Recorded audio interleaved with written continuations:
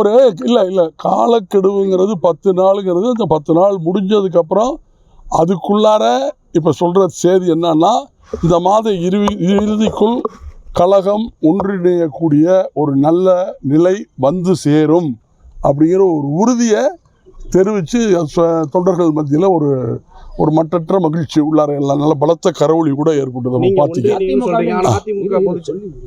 அதிமுக பொதுச் செயலர் எடப்பாடி பழனிசாமி இதை குறித்து எதுவுமே பேச மாட்டேங்கிறாரு, தவிர்த்து தானே போறாரு. நீங்கள் மேக்சிமம் பார்க்குறோம், அம்மா காலத்தில் எப்படி நடந்ததுன்னு உங்களுக்கு தெரியும். 1000 பேர் 1,00,000 பேர் 1.5 கோடி தொண்டர்கள் இருந்த ஒரு மாபெரும் இயக்கம். கடந்த நாடாளுமன்ற தேர்தல் நடைபெற்று முடிந்த நாடாளுமன்ற தேர்தல் 80 லட்சம் ஓட்டு தான் வாங்கியிருக்கோம். மீதி 70 லட்சம் உறுப்பினர்கள் எங்கே இருக்காங்க சொல்லுங்க தயவு பண்ணி. ஒன்று, அதே மாதிரி விளவங்கோடு சட்டமன்ற தேர்தல் 5000 ஓட்டுங்க, சரித்திரத்திலே கிடையாதுங்க. அதிமுக ஒரு சட்டமன்ற தொகுதியில் 5500 ஓட்டு வாங்கினதா ஒரு சரித்திரம் எங்கனாச்சும் நீங்கள் கேள்விப்பட்டிருக்கீங்களா சொல்லுங்கள். தலைவர் காலத்தில் இருந்து அம்மா காலத்தில் இருந்து அம்மா தேர்தலில் மிகப்பெரிய ஒரு தோல்வியை அடைந்த நிலையும் திருப்பி வெற்றி பெற வைத்தது புரட்சி தலைவி அம்மா வரலாறு. நீ 10 தோல்வி தொடர்ந்து பெற்றுக்கிட்டே இருக்கீங்க. விளவங்கோடு விக்கிரவாண்டியில் நிற்கிறதுக்கே கட்சியில் ஆள் தெரியல, நாங்கள் நிற்கலைன்னு சொல்கிற ஒரு பெரிய இயக்கம். இதுக்கு உடனே நீ பழமையை எடுத்து வச்சு உதாரணம் சொல்கிறதெல்லாம் தப்பு. நீ உன்னுடைய திறமையை காமி, உன்னுடைய தலைமை பண்பை காமி, ஒற்றை தலைமைக்கு லாயக்கானவருங்கிறத காமி. எல்லாம் இணைஞ்சு பணியாற்றுனா என்ன? உட்கார்ந்து பேசுனா முடிஞ்சு போயிருக்கேன். அவரை பேச வைக்கிறாங்க. அவரை அவர் மட்டும் பேசலை, குடும்பமே பேசுது. பேசுது அப்படிங்கிறத சொல்லுவேன் நான். இது இப்போ நான் இணைஞ்சிருவாங்கங்கிறது ஒரு அன்பான அறிவிப்பை வெளியிடுறோம். எல்லாரும் சேர்ந்து இப்போ கழகம் ஒன்றிணைய வேண்டுங்கிறது ஒரு நல்ல கருத்து. அந்த கருத்தை ஏற்றுக்கணும் யாராக இருந்தாலும். அம்மா காலத்தில் கூட எத்தனையோ அம்மாவை எதிர்த்து வசனங்கள் பேசுகிறவங்களாம் இருக்காங்க. அவங்களெல்லாம் அரவணைச்சு இயக்கம் வளர்த்த வரலாறு புரட்சி தலைவி அம்மா.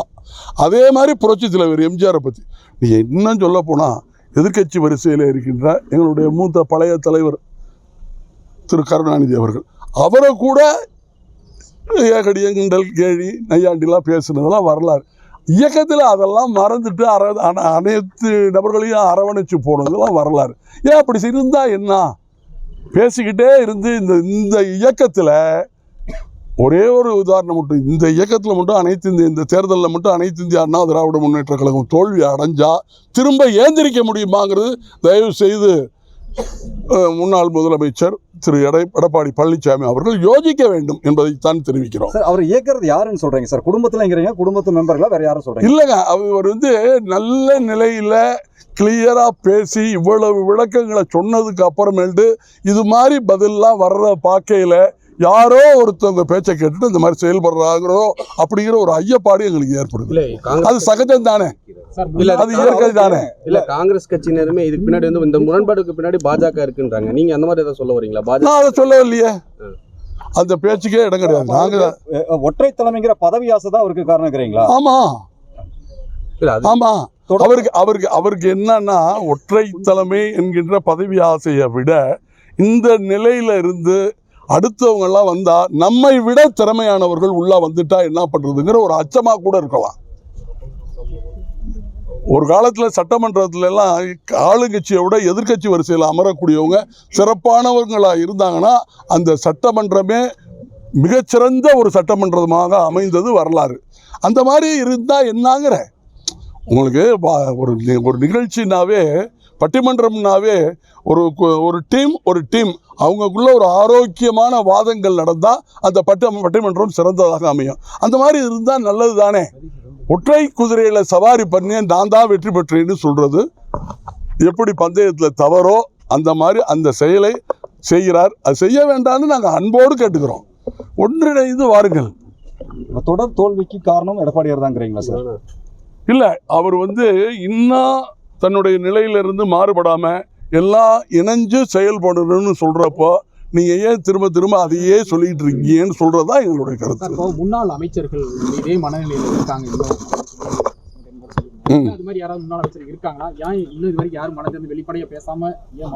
இந்த 10 நாள் இந்த கெடு விதிச்சிருக்காங்க இல்லைங்க, அண்ணன் சொல்லியிருக்காங்கல்ல 10 நாள் இந்த மாதிரி ஒரு நேரம் கொடுத்துருக்காருல. இந்த 10 நாளைக்கு பிறகு அந்த மாதிரி எல்லா நிகழ்வும் நடைபெறும். அந்த மாதிரி ஒத்து வரலைன்னா அடுத்த கட்டம் என்னங்கிறது வரும்ல. எந்த மாதிரி நிகழ்வு? இந்த மாதிரி தான் நீங்கள் கேட்டீங்களப்பா, மற்றவங்களும் இந்த மாதிரி ஒரு எண்ணத்தோட இருப்பாங்களான்னு கேட்கறதுக்கு நான் பதில் இல்ல சொல்றேன். மற்ற அமைச்சர்களும் மனம் திறந்து பேச போறாங்களான்னு கேட்கறேன். அதாவது இந்த நிலையில் அனைவரும் ஏற்றுக்கொள்கிறார்கள் என்ற நிலை தவறானதே கிடையாது என்பது தொண்டர்கள் நினைதானே. 1.5 கோடி தொண்டர்களின் நினைதான் இவங்களுடைய நிலையும். அப்படிங்கிற நிலைக்கு அவங்க உந்தப்படுவார்கள். இந்த மாதிரி தொடர் தோல்வி வர்றப்ப என்ன பண்ண முடியும்? அவங்க யோசிப்பாங்கல்ல. இப்போ பிரச்சாரத்துல கூட எடப்பாடி பழனிசாமி ஒருங்கிணைக்க வேண்டும் அந்த கோஷம் போட்டு அந்த இதெல்லாம் பண்ணிருக்காங்க. அதான் தொண்டர்களுடைய ஆர்ப்பரிப்பு, தொண்டர்களுடைய உற்சாகம், தொண்டர்களுடைய நினைப்பு எண்ணங்கள் தான். அவர் செவி மடுக்கிறார். ஆமா ஆமா.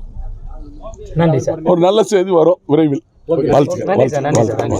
செய்திகளை உடனுக்குடன் தெரிந்து கொள்ள கீழ்கண்ட கேபிள் மற்றும் DTH நெட்வொர்க்குகளில் எம்நாடு செய்தி தொலைக்காட்சியை காணுங்கள். பாதகம் செய்பவரை கண்டால் நாம் பயம் கொள்ளலாகாது பாப்பா. மோதி மிதித்து விடு பாப்பா, அவர் முகத்தில் உமிழ்ந்து விடு பாப்பா. அண்மை செய்திகளை உடனுக்குடன் தெரிந்து கொள்ள இணைந்திருங்கள் எம்நாடு தொலைக்காட்சியுடன்.